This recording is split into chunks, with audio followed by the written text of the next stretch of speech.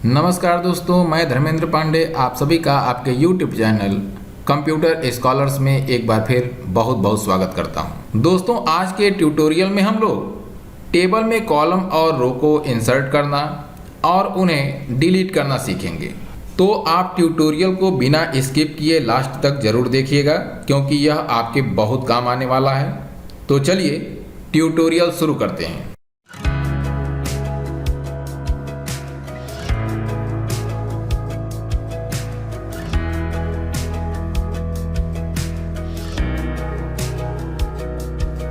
दोस्तों, जो टेबल आपके सामने स्क्रीन पर दिखाई दे रहा है उसमें किसी कंपनी के एम्प्लॉयज के रिकॉर्ड स्टोर किए गए हैं। अब अगर इस टेबल के नेम कॉलम के बाईं ओर सीरियल नंबर का एक और कॉलम इंसर्ट करना हो तो उसके लिए नेम कॉलम के किसी भी एक सेल में जाकर क्लिक कर देते हैं।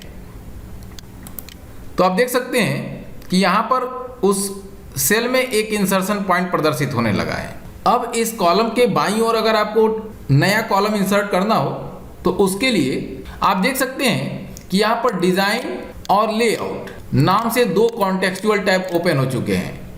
तो अगर आपको कॉलम इंसर्ट करना हो तो उसके लिए आप लेआउट टैब पर क्लिक करेंगे।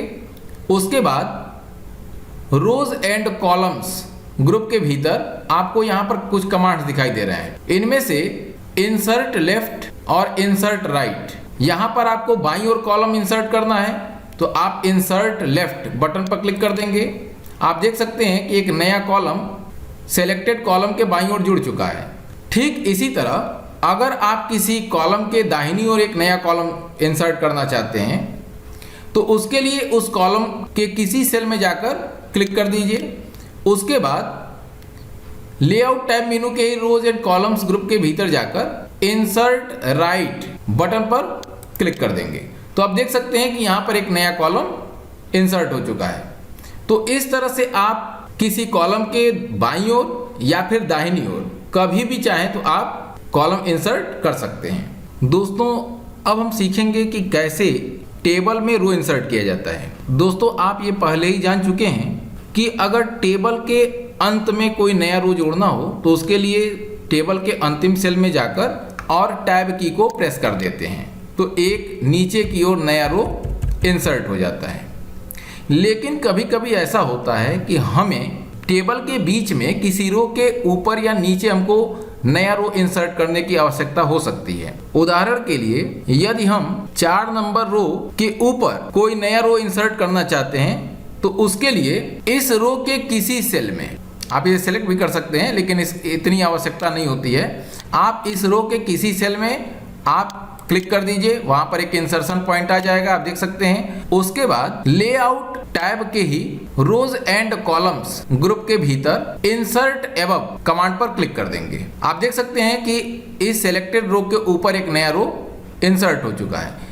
अगर आपको नीचे रो इंसर्ट करना हो तो यही प्रक्रिया, यानी उस रो को सिलेक्ट कर लीजिए जिसके नीचे आपको नया रो इंसर्ट करना हो और उसके बाद इंसर्ट बिलो बटन पर क्लिक कर दीजिए। तो आप देख सकते हैं कि यहाँ पर आपके 2 रो इंसर्ट हो चुके हैं, एक चौथे नंबर रिकॉर्ड के ठीक ऊपर और एक पहले नंबर रिकॉर्ड के ठीक नीचे एक नया रो इंसर्ट हो चुका है। तो आप बहुत ही आसानी के साथ टेबल में नए कॉलम्स और रोज इंसर्ट कर सकते हैं। दोस्तों, टेबल में कॉलम और रो इंसर्ट करने का एक दूसरा भी तरीका है ड्रा टेबल कमांड। इस कमांड का प्रयोग करके भी हम तेजी के साथ टेबल में नया रो और कॉलम इंसर्ट कर सकते हैं। इसकी सहायता से हम नया टेबल भी बना सकते हैं, जो मैंने पिछले ट्यूटोरियल में आपको बता दिया है। लेकिन अगर आप चाहते हैं कि इनसे हम नए कॉलम भी जल्दी जल्दी जोड़ दें टेबल में तो ये भी काम किया जा सकता है। तो यहाँ पर आप देख सकते हैं लेआउट टैब के भीतर ही ड्रा नाम से एक ग्रुप बना हुआ है। यहाँ पर एक बटन दिखाई देगा जिसे हम लोग ड्रा टेबल कहते हैं। तो आप इस पर क्लिक करिए, माउस का पॉइंटर जो है वो एक पेंसिल में बदल जाता है। उसके बाद आपको जिस जगह पर आपको कॉलम जोड़ना हो उस कॉलम के वांछित स्थान पर माउस पॉइंटर को ले जाइए बॉर्डर पर और उसके बाद माउस को नीचे की ओर ड्रैग कर दीजिए। आप देख सकते हैं कि यहाँ पर एक कॉलम बन चुका है। इस कॉलम की चौड़ाई आप चाहें तो बढ़ा सकते हैं। तो जितने कॉलम्स आपको आवश्यक हों आप यहाँ से ड्रा कर लीजिए। रो अगर आपको चाहिए तो रो भी आप बना सकते हैं। यानी इंसर्ट कर सकते हैं जितने रो की आवश्यकता हो। तो ये भी एक तरीका है जिसकी सहायता से आप नए नए कॉलम्स और रो इंसर्ट कर सकते हैं। और अगर इनकी विड्थ वगैरह चेंज करनी हो तो यह ध्यान रखिए, पेंसिल से बाहर निकलने के लिए यानी पॉइंटर में बदलने के लिए आपको डबल क्लिक कर देना होगा। आप डबल क्लिक करेंगे जैसे ही, आप देखिए पहले जैसे हो गया। अब यहाँ पर आपको विड्थ इसकी चेंज कर देनी होगी। आप ऐसे, चूँकि पिछले ट्यूटोरियल में बता चुका हूँ, तो आप इस तरह से कॉलम की चौड़ाई कम या अधिक कर सकते हैं। तो आप यहाँ देख सकते हैं मैं जो आपको बता रहा हूँ। तो ये बात आपको बिल्कुल समझ में आ गई होगी। तो इस तरीके से आप नए कॉलम्स और रो भी इंसर्ट कर सकते हैं ड्रा टेबल कमांड की सहायता से। दोस्तों, एक अन्य तरीका है जिसकी सहायता से आप टेबल में कॉलम्स और रो इंसर्ट कर सकते हैं। ये command insert above, insert below, insert left या इंसर्ट राइट, यानी कॉलम इंसर्ट करने के लिए और रो इंसर्ट करने के लिए 4 कमांड हैं। ये कमांड आपके माउस के राइट क्लिक करने पर भी उपलब्ध होते हैं।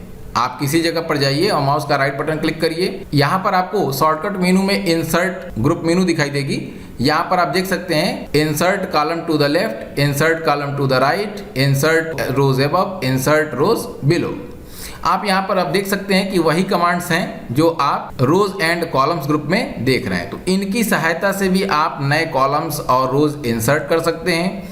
जिस प्रकार से आप नए कॉलम्स और रोज इंसर्ट कर सकते हैं, ठीक उसी प्रकार से आप पहले से इंसर्ट किए गए रोज या कॉलम्स को डिलीट भी कर सकते हैं। सबसे पहले हम लोग कॉलम डिलीट करना सीखेंगे।